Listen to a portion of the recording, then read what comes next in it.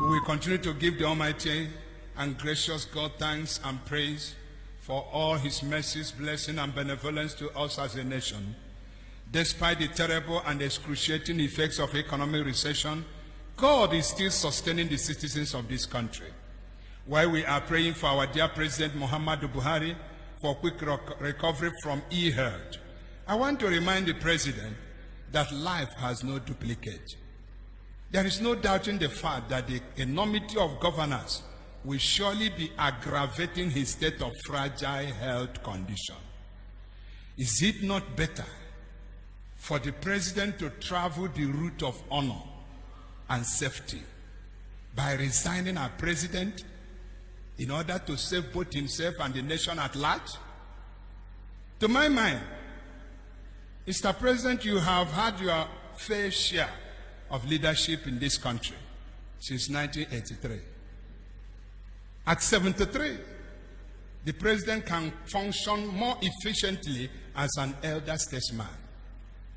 After all, Emmanuel Macron, who was only 6 years only when you were military head of state in 1983, is now the President of France. Are we not confused in our own country? The youngest president in Africa is 71 years in Africa. And the oldest is that man in Zimbabwe, 90 years. And where are we heading with this confusion? On the security in our nation, let me also join others to commend the President on the release of another batch of abducted Chibok girls. The notable progress, though fluctuating at times, in the war against the Islamic insurgent known as Boko Haram should also be appreciated and commended. But aside that, the greatest security question beckoning for answers in this country include: who are the perpetrators of the mindless killings of Christians in southern Kaduna? How many of them have been arrested, prosecuted, and sentenced accordingly? Did the security agencies play their expected and established constitutional roles in handling the situation? Why is it almost impossible for the federal government of Nigeria to curb the activities of and turn the voracious, almighty, in quote, Fulani headsmen? Who are the suppliers of the AK-47 guns and the pump-action revolvers they are using and they are carrying? Who are supplying them? When was arms carrying legalized for this baptized Boko Haram group?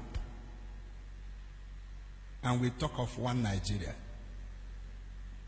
And young people will march peacefully along the street as IPOB members, and you release armies to shoot them. But armed carriers are not harassed by anybody. And we are one Nigeria. The better we tell ourselves the truth. We are not one Nigeria. Let us go. That is me. What did I say? Let us go. There is nothing that makes an Igbo man a member of this country now. Nothing. And we are afraid to speak in Nigeria, especially our politicians, because of their pockets. The governors of the Southeast are throwing their eyes in the bush, and things are getting wrong because they want to secure their position, and nobody is talking. Have they killed Fashola? He's talking, and they are running away from him. Every backyard now, herdsmen are killing people, destroying farms. Traditional rulers are there wearing long robes without doing anything.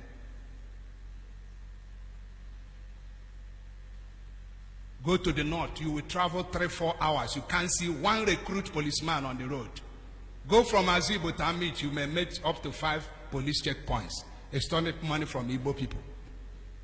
And the senators are there talking nonsense. Let us go. Write it, pressmen. Bishop Ikako said, let us go. Let us go.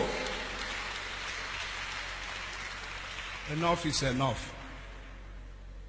The only thing I'm quarreling with is the system adopted by IPOB people. Let us polish it and not be confrontational. Man, Ayanana. You can only stop Biafra, but you cannot close the chapter. One day Biafra will go.